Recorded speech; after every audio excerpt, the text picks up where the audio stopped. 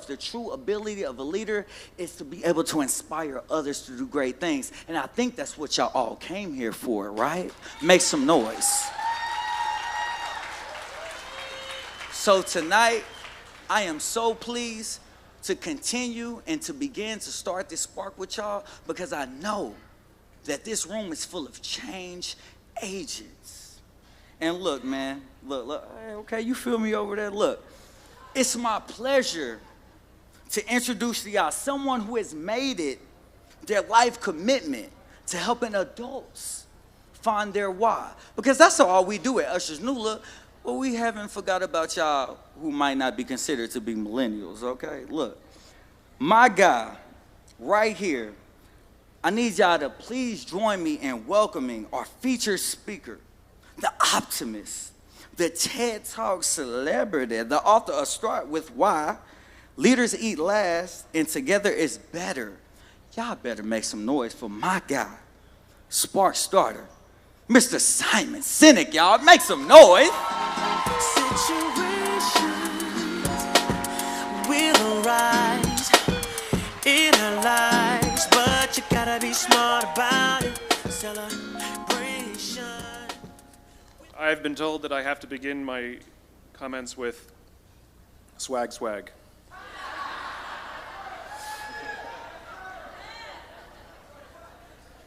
So I had the chance to meet with some of the kids in the program today. Where are you? Scream out. There you go. I love those kids. And so what I thought I would do, because they gave me a little bit of time to say whatever I want, is offer you a little bit of some observations for your future. I have 5 little rules that you can follow as you find your spark and bring your spark to life. The first is to go after the things that you want. Let me tell you a story. So a friend of mine and I, we went for a run in Central Park. The Roadrunners organization, on the weekends, they host races. And it's very common at the end of the race, they'll have a sponsor who will give away something, apples or bagels or something. And on this particular day, when we got to the end of the run, there were some free bagels. And they had picnic tables set up, and on one side was a group of volunteers. On the table were boxes of bagels, and on the other side was a long line of runners waiting to get their free bagel. So I said to my friend, let's get a bagel. And he looked at me and said, the line's too long. And I said, free bagel. And he said, I don't want to wait in line. And I was like, free bagel. And he says, nah, it's too long. And that's when I realized that there's 2 ways to see the world. Some people see the thing that they want, and some people see the thing that prevents them from getting the thing that they want. I could only see the bagels. He could only see the line. And so I walked up to the line. I leaned in between 2 people, put my hand in the box, and pulled out 2 bagels. And no one got mad at me, because the rule is you can go after whatever you want. You just cannot deny anyone else to go after whatever they want. Now, I had to sacrifice choice. I didn't get to choose which bagel I got. I got whatever I pulled out, but I didn't have to wait in line. So the point is you don't have to wait in line. You don't have to do it the way everybody else has done it. You can do it your way. You can break the rules. You just can't get in the way of somebody else getting what they want. That's rule number 1. Rule number 2. I like this one.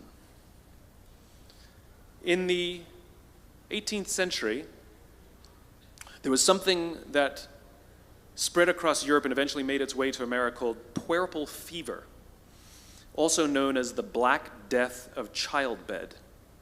Basically what was happening is women were giving birth, and they would die within 48 hours after giving birth. This Black Death of childbirth was the ravage of Europe, and it got worse and worse and worse over the course of over a century. In some hospitals, it was as high as 70% of women who gave birth who would die as a result of giving birth. But this was the Renaissance. This was the time of empirical data and science, and we had thrown away things like tradition and mysticism. These were men of science. These were doctors. And these doctors and men of science wanted to study and try and find the reason for this Black Death of childbed, and so they got to work studying, and they would study the corpses of the women who had died. And in the morning they would conduct autopsies, and then in the afternoon they would go and deliver babies and finish their rounds. And it wasn't until somewhere in the mid-1800s that Dr. Oliver Wendell Holmes, father of Supreme Court Justice Oliver Wendell Holmes, realized that all of these doctors who were conducting autopsies in the morning weren't washing their hands before they delivered babies in the afternoon. And he pointed it out and said, "Guys, you're the problem." And they ignored him and called him crazy for 30 years, until finally somebody realized that if they simply washed their hands, it would go away. And that's exactly what happened. When they started sterilizing their instruments and washing their hands, the Black Death of childbed disappeared. My point is, the lesson here is, sometimes you're the problem. We've seen this happen all too recently with our new men of science and empirical studiers and these men of finance who are smarter than the rest of us until the thing collapsed. And they blamed everything else except themselves. And my point is take accountability for your actions. You can take all the credit in the world for the things that you do right, as long as you also take responsibility for the things you do wrong. It must be a balanced equation. You don't get it one way and not the other. You get to take credit when you also take accountability. That's lesson 2. Lesson 3. Take care of each other. The United States Navy SEALs are perhaps the most elite warriors in the world.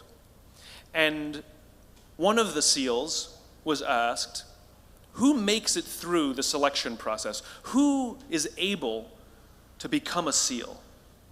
And his answer was, I can't tell you the kind of person that becomes a SEAL. I can't tell you the kind of person that makes it through BUD/S. But I can tell you the kind of people who don't become SEALs. He says the guys that show up with huge, bulging muscles covered in tattoos who want to prove to the world how tough they are, none of them make it through. He said the preening leaders who like to delegate all their responsibility and never do anything themselves, none of them make it through. He said the star college athletes who've never really been tested to the core of their being, none of them make it through. He says some of the guys that make it through are skinny and scrawny. He said some of the guys that make it through, you will see them shivering out of fear.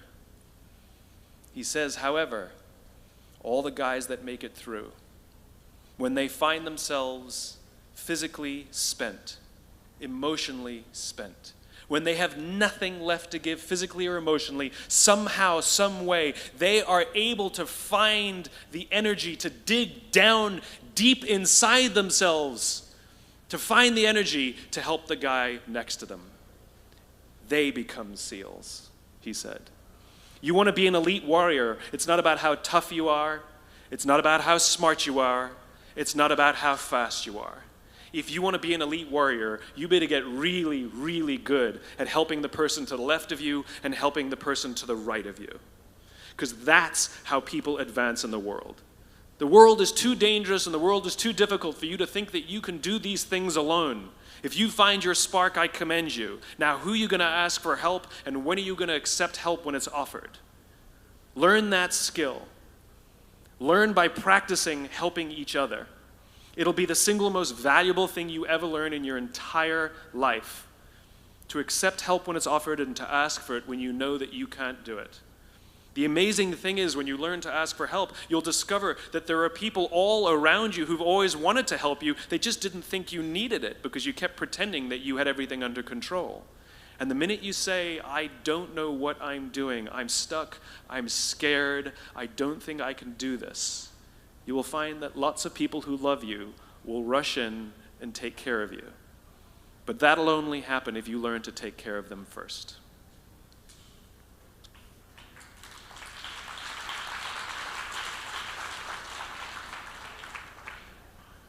Lesson 4.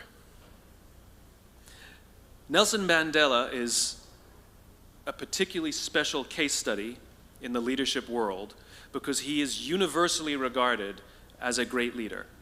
You can take other personalities, and depending on the nation you go to, we have different opinions about other personalities. But Nelson Mandela, across the world, is universally regarded as a great leader. He was actually the son of a tribal chief. And he was asked one day, "How did you learn to be a great leader?" And he responded that he would go with his father to tribal meetings. And he remembers 2 things when his father would meet with other elders. 1, they would always sit in a circle. And 2, his father was always the last to speak. You will be told your whole life that you need to learn to listen. I would say that you need to learn to be the last to speak. I see it in boardrooms every day of the week. Even people who consider themselves good leaders, who may actually be decent leaders, will walk into a room and say, "Here's the problem, here's what I think, but I'm interested in your opinion, let's go around the room." It's too late. The skill to hold your opinions to yourself until everyone has spoken does 2 things. 1, it gives everybody else the feeling that they have been heard. It gives everyone else the ability to feel that they have contributed. And 2, you get the benefit of hearing what everybody else has to think before you render your opinion. The skill is really to keep your opinions to yourself. If you agree with somebody, don't nod yes. If you disagree with somebody, don't nod no. Simply sit there, take it all in, and the only thing you're allowed to do is ask questions so that you can understand what they mean and why they have the opinion that they have. You must understand from where they are speaking, why they have the opinion they have, not just what they are saying. And at the end, you will get your turn. It sounds easy, it's not. Practice being the last to speak. That's what Nelson Mandela did. Number 5. This is Monty Python. 1, 2, 5, 3. For all the other nerds in the audience. There's one. Number 5, my favorite one of all. True story. There was a former Undersecretary of Defense who was invited to give a speech at a large conference, about 1,000 people. And he was standing on the stage with his cup of coffee and a styrofoam cup, giving his prepared remarks with his PowerPoint behind him. And he took a sip of his coffee and he smiled and he looked down at the coffee. And then he went off script.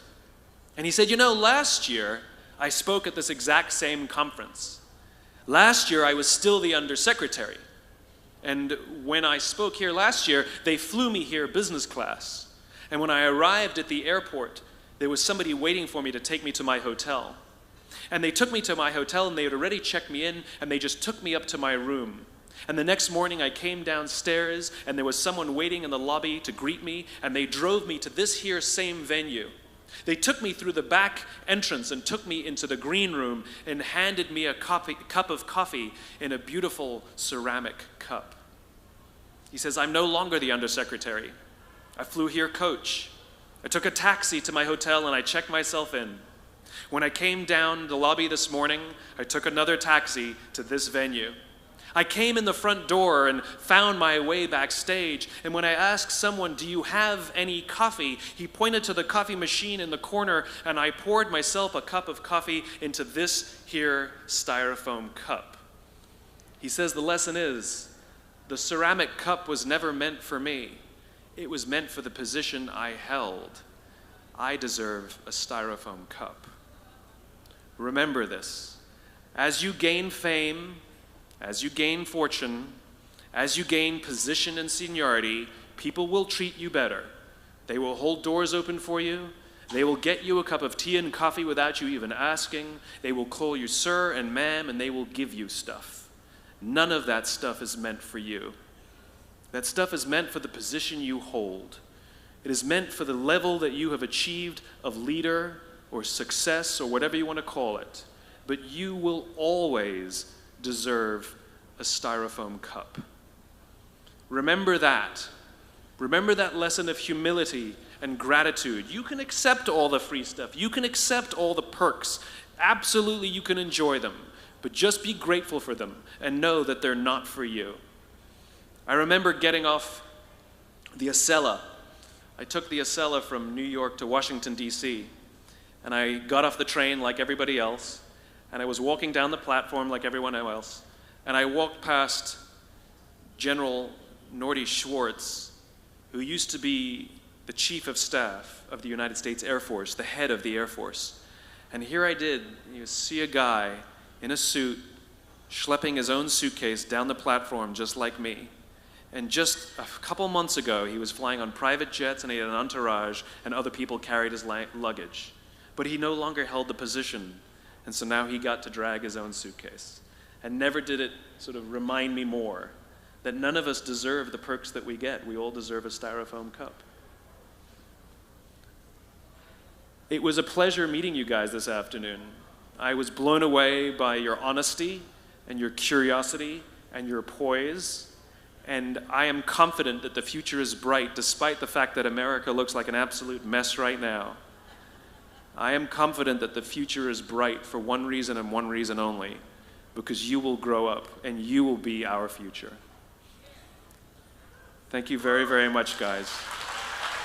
You're wonderful. Thank you.